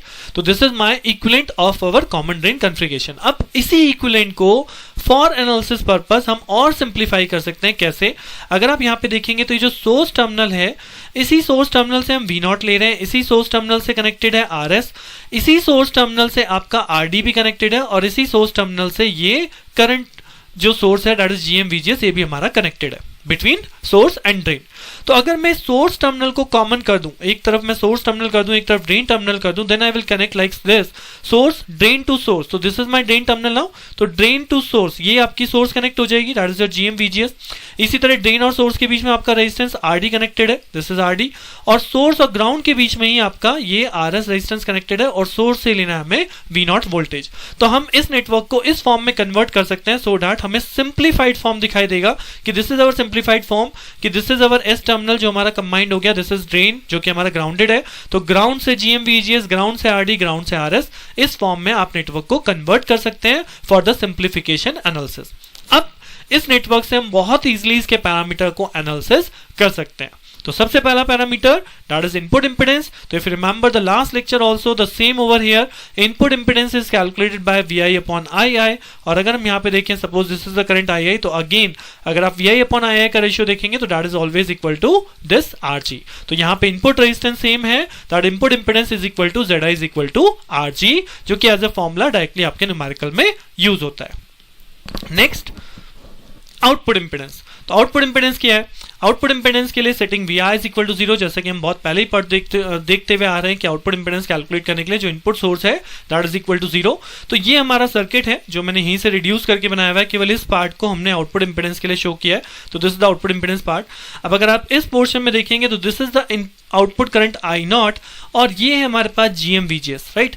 तो अगर मैं इस नोड पे KCL कंसिडर करूं, राइट, इस नोड पे KCL, तो this is the I0 incoming current and this is the incoming current GM VGS। तो यहाँ पे I0 प्लस GM VGS हो जाएगा, that is the sum of incoming current is equal to sum of outgoing current. Now what is the sum of outgoing current? अगर आप इन दोनों branch को parallel देखें, इन दोनों ब्रांच को अगर मैं पैरेलल देखूं तो RD पैरेलल RS हो जाएगा। और कितनी करंट यहाँ पे फ्लो करेगी? यहाँ पे फ्लो करेगी, अगर हम यहाँ पे करंट वैल्यू देखें तो करंट वैल्यू होती है V बाय R, यानी V कौन है? V है V0। तो that is I is equal to V0 divide by RD parallel with RS।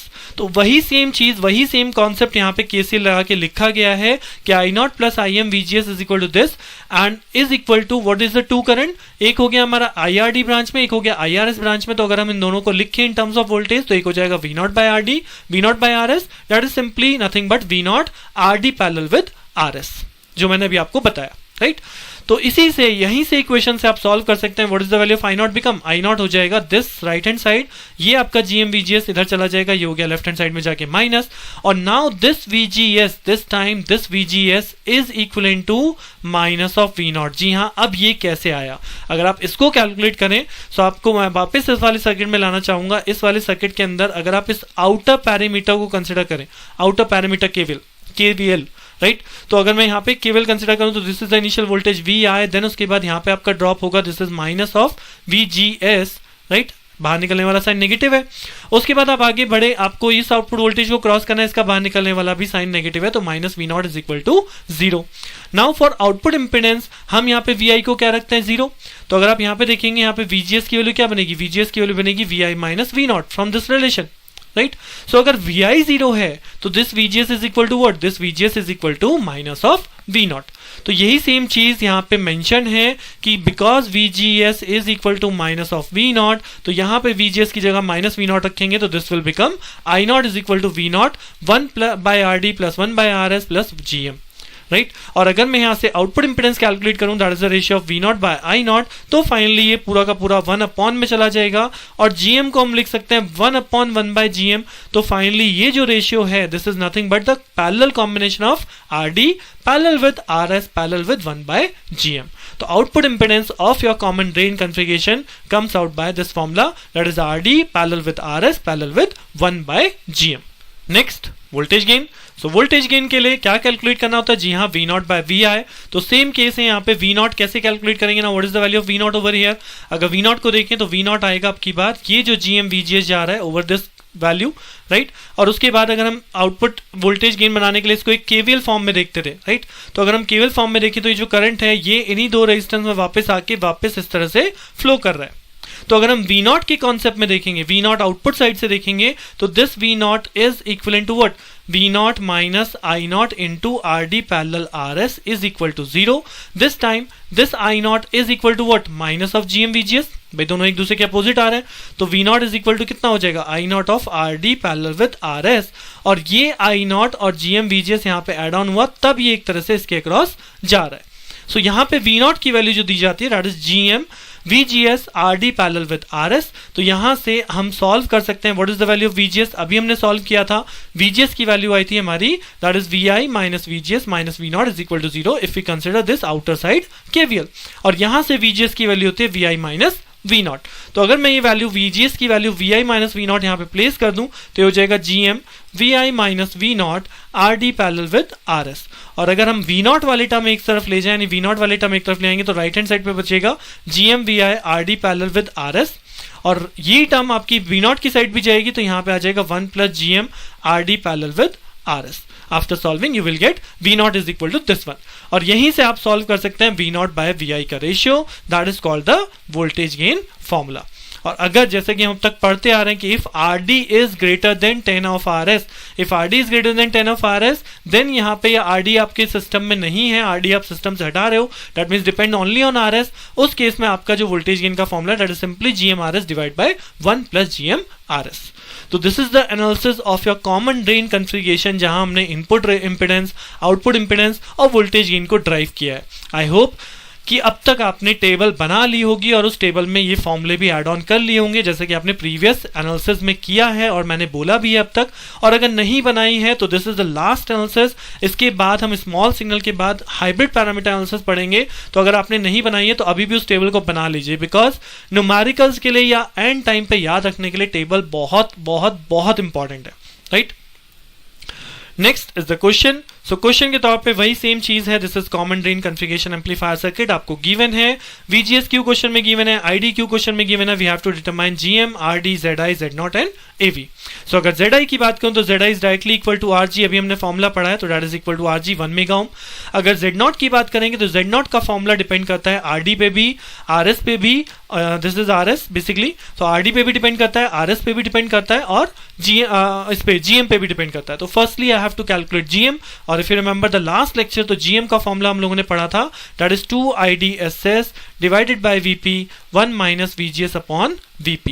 यहाँ पे आपको IDSS पता है, this is 16 milli ampere, VP पता है that is -4 volt, VGS Q पता है दैट इज -2.86 और VP मुझे पता है दिस इज -4 वोल्ट। तो put all the values in this relation, GM की वैल्यू आपकी कैलकुलेट होकर आ जाएगी 2.28 मिली साइमन्स। अब जब GM आ गया, RD कैसे आता है, RD is calculated by this Y of S, तो Y दिया हुआ है हमें तो वहां से हम RD कैलकुलेट कर लेंगे by taking inverse of Y। And then third we have to calculate ZI, तो ZI is equal to RG। और आउटपुट इंपेडेंस क्या हो जाएगा, आउटपुट इंपेडेंस अगर मैं RD के साथ लेता हूं तो that is RD parallel with RS parallel with 1 by GM। तीनों वैल्यूज मेरे पास हैं, केवल वैल्यूज को यहाँ पे पुट कीजिए, पैरेलल सॉल्व कीजिए and you will get this answer. Parallel को सॉल्व करने का बहुत सिंपल सा मेथड था। पैरेलल कैसे सॉल्व होता है, अगर मैं 3 रेजिस्टेंस का पैरेलल सॉल्व करना है तो 1 by R is equal to 1 by R1 plus 1 by R2 plus 1 by R3।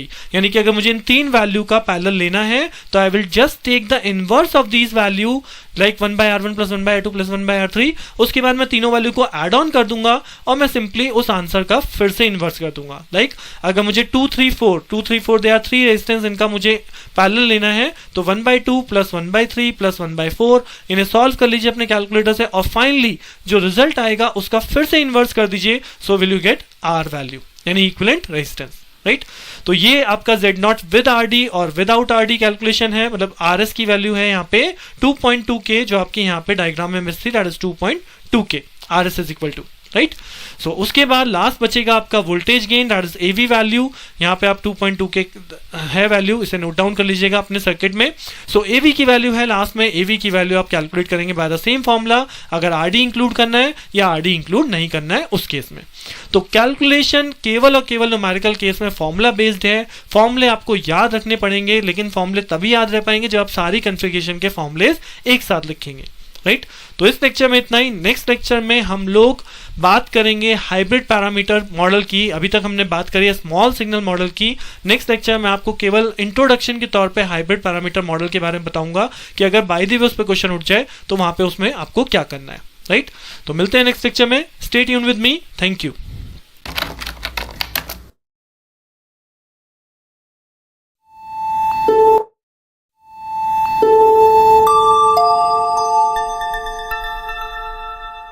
And in this lecture we will see the another model। जैसे कि आपको याद हो मैंने स्मॉल सिग्नल एनालिसिस में बताया था BJT मॉडलिंग वाले लेक्चर में, there are 2 मॉडल्स। सो यहाँ पे हम लोग डिस्कस करने वाले हैं हाइब्रिड मॉडल को, कि अगर हाइब्रिड मॉडल का यूज करके आपको BJT की स्मॉल सिग्नल एनालिसिस करनी है या FET स्मॉल सिग्नल एनालिसिस करनी है तो आप कैसे करने वाले हैं, राइट। सो यहाँ पे हम बीजेटी के केवल डिस्कस करेंगे, एफईटी के लिए हम हाइब्रिड मॉडल डिस्कस नहीं करेंगे, only for BJT. So BJT small signal analysis के अंदर जब आप हाइब्रिड मॉडल में जाएंगे तो basically we have calculate the H parameters. H parameters के बेसिस में या इनकी टर्म्स में हम लोग बात करेंगे और वही सेम चीज जो अब तक हम कैलकुलेट करते आ रहे हैं। What are the parameters we analysis in AC analysis, that is current gain, voltage gain, input resistance and output resistance. तो वही सेम चीज यहां पे भी कैलकुलेट होगी बट यूजिंग हाइब्रिड मॉडल। तो चलिए स्टार्ट करते हैं BJT small signal analysis using hybrid model. So hybrid parameters क्या है? इफ यू रिमेंबर हम लोगों ने बात की थी जब हम बीजेटी को एक सर्किट के अंदर, मतलब सर्किट के अंदर लगाया जाता है या बीजेटी सर्किट में इंस्टॉल किया जाता है तो there will be some input and some output is there. तो ये एक तरह से एक टू पोर्ट नेटवर्क की तरह बिहेव करता है हमारा सर्किट, हमारा पूरा का पूरा नेटवर्क। तो इस टू पोर्ट नेटवर्क में अगर हम आउटपुट और इनपुट वोल्टेज को देखें, आउटपुट करंट या इनपुट करंट को देखें, तो बेसिकली ये चार क्वांटिटीज आपस में रिलेट करती हैं बाय डिफरेंट पैरामीटर्स, चाहे वो जेड पैरामीटर्स हैं, वाई पैरामीटर्स हैं, एबीसीडी पैरामीटर हैं, and one is called the hybrid parameter, that is called H parameter. तो if you remember the equations for the H parameters, तो these are the equation for the H parameter जो आपने I think अपने लास्ट एक subject that is called networks वहां पे भी स्टडी किया होगा। तो what is that parameters? V1 is equal to H11 I1 plus H12 V2 and I2 is equal to H21 I1 plus H22 V2। यहां पे if you remember अगर हम एक बार V2 को 0 कर दें, if this is equal to 0, तो यहां से आप H11 की वैल्यू सॉल्व कर सकते हो कि H11 is equal to V1 upon I1 and H21 is equal to I2 upon I1। तो what is this V1 upon I, यानी V upon I क्या होता है? इम्पिडेंस, और 1 by 1 है दैट इज इनपुट इम्पिडेंस। तो हम H11 को बेसिकली HIE भी बोलते हैं, that is called HI, not simply HI1। HI stands for input impedance। Similarly अगर आप H21 को देखोगे तो this is I2 by I1, that means I2 by I1 is what? Current ratio. तो इसे बोला जाता है फॉरवर्ड करंट रेशियो। तो यहां पे अगर आप इक्वेशन में लिखोगे V1 is equal to H1 HI I1 और I2 is equal to HF I1, that is also true। सो इसी तरह से आप बाकी दो पैरामीटर्स भी निकाल सकते हैं। बाकी दो पैरामीटर्स कैसे डिफाइन किए जाते हैं? When I1 is equal to 0, when the input is open circuited, then आपका V1 by V2 हो जाएगा, H12 हो जाएगा, कैलकुलेट हो जाएगा, that is V1 by V2, and H22 हो जाएगा, that is I2 by V2। तो इस बेस पे आपके चारों पैरामीटर क्लासीफाई होते हैं, चाहे वो H11 है, H21 है, H12 है एंड H22 है। तो अगर मैं बात करूं H12 की, तो this is simply V1 by V2। तो इसे हम बोलते हैं reverse voltage ratio when input is open. And अगर हम H22 देखें, जब ये खत्म हो चुका हमारा, तो ये बनेगा I2 by V2 और I by V क्या होता है? That is called admittance, opposite of resistance. तो इसे हम बोलते हैं output admittance, that is called H0, right. तो यहां पे आप चार पैरामीटर HI, या हम इसे बोल रहे हैं HR, HF, that is forward ratio, that is reverse ratio and that is HO। तो ये चार पैरामीटर्स की टर्म में भी मैं आगे यूज करूंगा, कहीं पे HI आएगा, कहीं पे HF आएगा, कहीं पे HR आएगा, इन चीजों को लेके यूज करेंगे। और क्योंकि आगे जो हमें डिस्कस करना है वो हम करेंगे कॉमन एमिटर कॉन्फ़िगरेशन डिस्कस। तो कॉमन एमिटर के केस में यही पैरामीटर्स, इनके साथ आप सफिक्स E ऐड कर दीजिए, तो these are become your common emitter configuration hybrid parameters, right. तो ये केवल इंट्रोडक्शन है हाइब्रिड पैरामीटर का। अब देखते हैं इसको हम किस तरह से स्मॉल सिग्नल मॉडल से रिप्रेजेंट करते हैं। So if you remember the base जो अभी तक हम करते आ रहे हैं, we replace this transistor by RE model. अब तक हमने ट्रांजिस्टर को किससे रिप्लेस किया है? RE मॉडल से रिप्लेस किया है।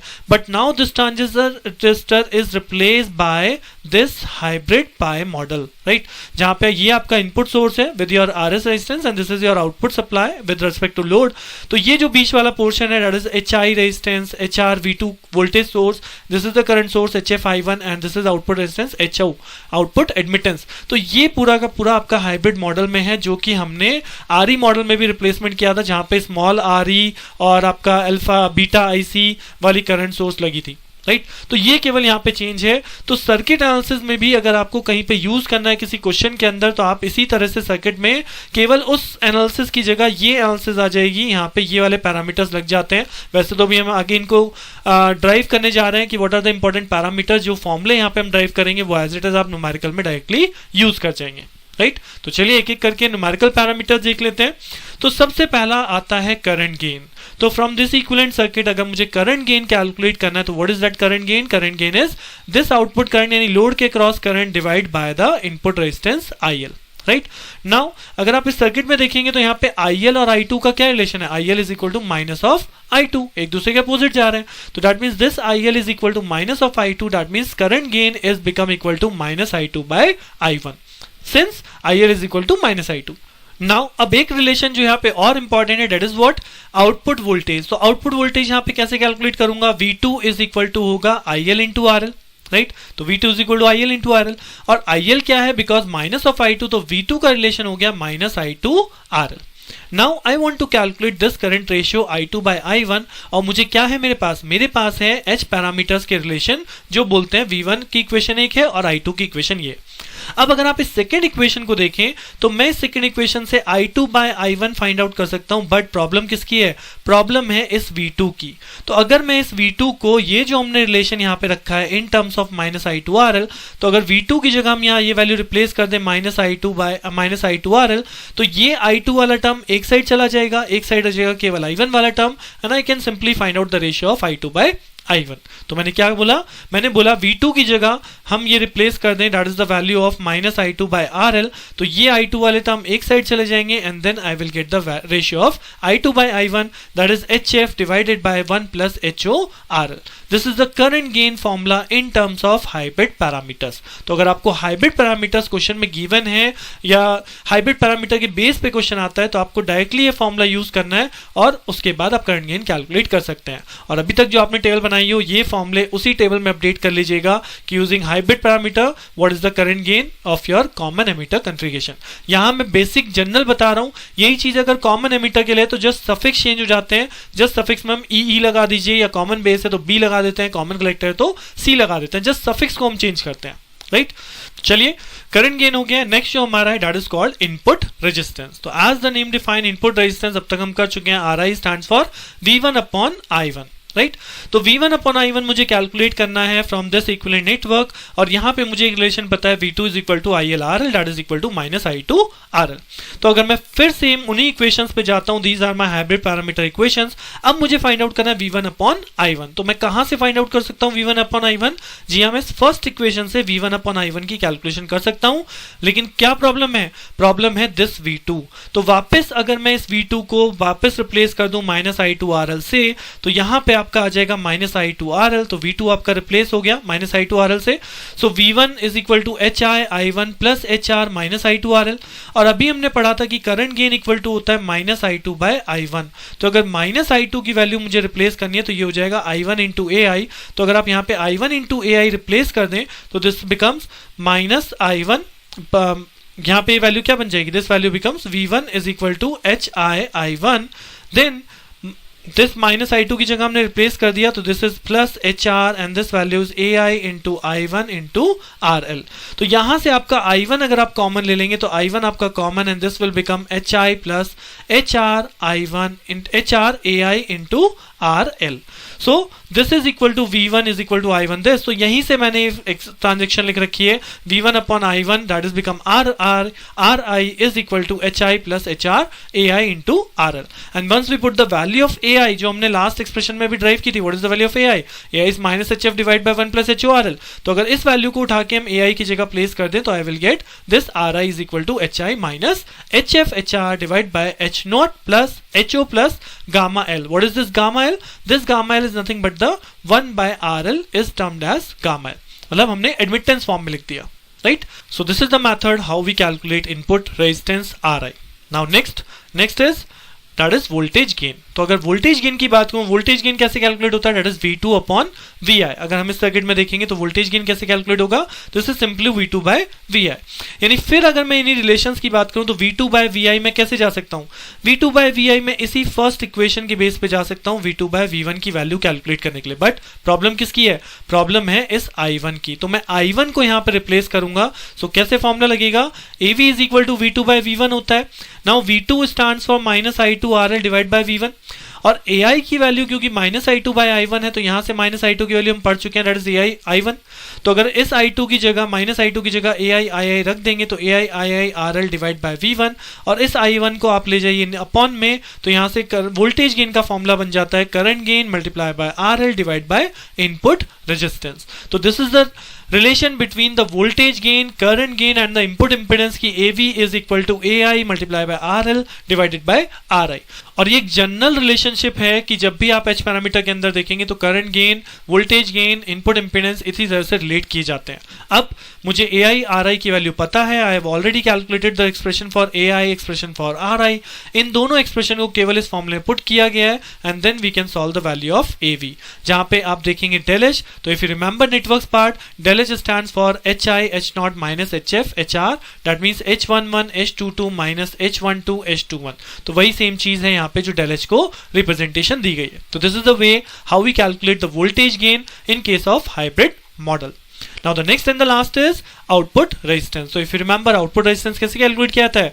Output resistance will be calculated by reducing the voltage source Vs को हम जीरो करते हैं, यानी इनपुट साइड हमारी शॉर्ट हो जाती है, एंड RL को इन्फिनिटी करते हैं, that means output side RL side हमारा क्या हो जाता है? सर्किट से अलग कर दिया जाता है। RL को हम सर्किट से अलग कर देते हैं। देन सेकेंडरी साइड पे एक सोर्स काउंट की जाती है, दैट इज V2, और यहाँ पे R नॉट की वैल्यू ली जाती है इसे V2 बाय I2।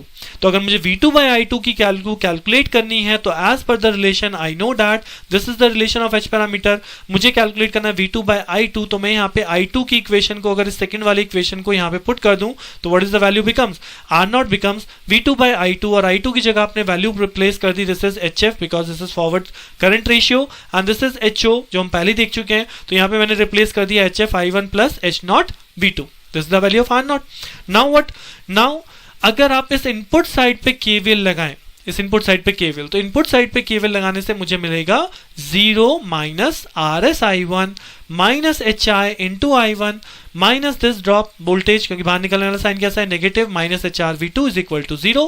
तो यहां से मुझे करंट I1 की वैल्यू मिल जाएगी। तो करंट I1 यहां से कैलकुलेट होकर आएगा minus HR V2 divided by RS plus HI, और यही I1 की वैल्यू अगर इन टर्म्स ऑफ V2 में यहाँ पे रिप्लेस कर दूं तो ये पूरा का पूरा factor in terms of V2 हो जाएगा, V2 कॉमन निकल जाएगा और V2 से V2 कैंसिल आउट हो जाएगा। So we get the expression for R not. तो यही प्रोसेस यहाँ पे किया गया है। इसके बाद यहाँ पे I1 की जो वैल्यू हमने कैलकुलेट करी, this value is replace over here. So यहाँ पे वैल्यू रिप्लेस हो गई है। उसके बाद केवल आपको एलसीएम लेना है, सिंप्लीफाई करना है, and you get the value of R not calculation. So this is the way how you will calculate the output resistance in case of hybrid parameter. So after this, जैसा कि मैंने बोला था, आपको यहाँ पे BJT small signal analysis hybrid model के base पे करनी है, और आप लोगों ने अभी तक जनरल एक्सप्रेशन देख लिए हैं, current gain, voltage gain, input resistance, output resistance, किस तरह से हाइब्रिड मॉडल का यूज करके किया जाता है। तो अगर क्वेश्चन इस पे पुटअप हो, हाइब्रिड मॉडल के बारे में आपसे पूछा जाए, तो आप ये एक्सप्रेशन वहां पे कैलकुलेट करके दिखा सकते हैं। क्वेश्चन में अगर ऐसा क्वेश्चन आ जाए जिसमें आपको पैरामीटर्स, एच पैरामीटर्स गिवन है, then you will use this formula to calculate the current gain, voltage gain, input resistance and output resistance. इसी लेक्चर के साथ मैं यहाँ पे आपकी फर्स्ट यूनिट कंप्लीट कर रहा हूँ। This after this your small signal analysis part is completed. Now जो हम नेक्स्ट पार्ट स्टार्ट करेंगे, that is your frequency response part. But जैसे कि मैं हमेशा बोलता हूँ, सारे पोर्शन यहाँ पे एक दूसरे से कनेक्टेड है। ये पूरा का पूरा चैप्टर या फर्स्ट यूनिट या सेकेंड यूनिट आपस में पूरी मिक्सड है, कनेक्टेड है। तो ये स्मॉल सिग्नल एनालिसिस उतने ही इंपॉर्टेंट है पढ़ना, जो हम आगे पढ़ने जा रहे हैं फ्रीक्वेंसी रिस्पांस नेक्स्ट लेक्चर से, उसके लिए बहुत ज़्यादा जरूरी है ये स्मॉल सिग्नल एनालिसिस पढ़ना। तो अगर आपको कहीं पे भी किसी भी टॉपिक में अभी भी कोई कंफ्यूजन है तो इस यूनिट को पहले अच्छे से रिवाइज कीजिएगा अप टू हियर, देन उसके बाद आप नेक्स्ट फ्रीक्वेंसी रिस्पांस वाले लेक्चर पे प्रोसीड कीजिएगा। Okay, so stay tuned with me, मिलते हैं नेक्स्ट लेक्चर में, तब तक के लिए थैंक यू।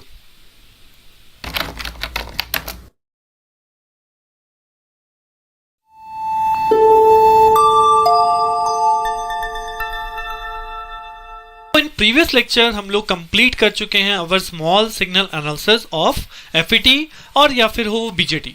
तो दोनों के लिए हमने स्मॉल सिग्नल एनालिसिस मॉडल किया है, और जैसे कि मैंने उसमें आपको बताया भी है, डिफरेंट कॉन्फ़िगरेशन लिखिए, और हमने कौन कौन से पैरामीटर जो हमने कैलकुलेट किए, लाइक इनपुट रेजिस्टेंस कितना है, आउटपुट इंपीडेंस कितना है, या वोल्टेज गेन कितना है, करंट गेन कितना है, वो सभी अलग अलग कॉन्फ़िगरेशन के लिए लिख के एक टेबल जरूर मेंटेन कीजिए, बिकॉज ये सारे टॉपिक्स के अंदर अगर क्वेश्चन पुट अप होता है तो न्यूमेरिकल आने के ज्यादा चांसेस हैं। आपको यहाँ पे फॉर्मूला याद रखना ही पड़ेगा। अभी भी जो हम आगे टॉपिक्स कुछ पढ़ने वाले हैं, लाइक फ्रीक्वेंसी रिस्पांस है जो हम इस लेक्चर में डील करेंगे, और आगे भी लेक्चर में डील करेंगे, उनमें भी काफी फॉर्मूले आने वाले हैं जो आपको वहां पे याद रखने पड़ेंगे at the time of paper. So जो आपकी टेबल है ये कंटिन्यू में ही रहने वाली है, और जो भी हम इसमें पढ़ते जा रहे हैं वो इस टेबल में एड ऑन करते जाइए, राइट। तो नाउ इन दिस लेक्चर हम लोग बात करने वाले हैं फ्रीक्वेंसी रिस्पॉन्स की, न्यू टॉपिक। अगर मैं बात करूं अब तक हमने स्मॉल सिग्नल एनालिसिस की करी है, बट अब हम स्टार्ट करने वाले हैं फ्रीक्वेंसी रिस्पॉन्स। बट ऑलरेडी आपका टॉपिक जो प्रीवियस लेक्चर है उन्हीं से मिलके बनता है, उन्हीं से जुड़ा हुआ है। तो ऐसा नहीं है कि पिछले लेक्चर्स की मुझे रिक्वायरमेंट नहीं होगी। मैंने लेक्चर्स इसी फॉर्मेट में बनाए ताकि आप लोग जब भी इसे वन बाय वन सारे लेक्चर्स जो भी देख रहे हैं तो उन्हें एक कंप्लीट टच मिले previous lecture to last lecture, right. So now in this lecture जो हम बात करेंगे that is frequency response of common emitter amplifier. और फ्रीक्वेंसी रिस्पॉन्स के अंदर कुछ टर्म्स हैं जिनकी हम बात करने वाले हैं कि फ्रीक्वेंसी रिस्पॉन्स होता क्या है, what is bandwidth, what is called cut off frequency. तो ये टर्म्स हैं जो अगर आपको याद हो आपने ऑप-एम्प के केस में भी देखी थी, ऑपरेशनल एम्पलीफायर में, जो हमने वहां फिल्टर्स किए थे, वही सेम चीज यहाँ पे हम दोबारा देखने वाले हैं, but with respect to common emitter amplifier. तो चलिए स्टार्ट करते हैं frequency response of common emitter amplifier. So सबसे पहले बात होती है गेन की। What is gain? तो अब तक हम पढ़ते आ रहे हैं what is gain. The ratio of output voltage to the input voltage of an amplifier is called simply voltage gain. अगर मैं बोलता हूं output by input of an amplifier तो that is called simply gain. But gain कौन सा है? Current gain है, voltage gain है। सो यहाँ पे हम बात कर रहे हैं वोल्टेज गेन की। तो voltage gain is defined as the ratio of output voltage by input voltage and it is denoted by the letter A V. A is standard for gain, और क्योंकि मैंने यहाँ पे सफिक्स में वी लगाया तो this is called voltage gain. Similarly हम लोगों ने पढ़ा था current gain, that is simply I not by I I, और you can say I2 by I1, that is called current gain. So now इस गेन को हम डेसिबल में रिप्रेजेंट करते हैं। जब हम फ्रीक्वेंसी रिस्पॉन्स की बात करते हैं तो gain is converted into decibel form, because जो गेन वर्सेस फ्रीक्वेंसी है तो फ्रीक्वेंसी की रेंज बहुत ज्यादा होती है, तो हायर फ्रीक्वेंसी के लिए हम अपने गेन को लॉगरिथम यानी कि डेसिबल फॉर्म में कन्वर्ट कर लेते हैं। तो how you will convert gain in decibel? That is directly taken by the 20 log base 10 of that particular gain value. तो इस तरह से आप अपने गेन को डेसिबल फॉर्म में कन्वर्ट कर लोगे, because in case of frequency response, अगर मैं बात करूं फ्रीक्वेंसी रिस्पॉन्स, तो what is frequency response? Frequency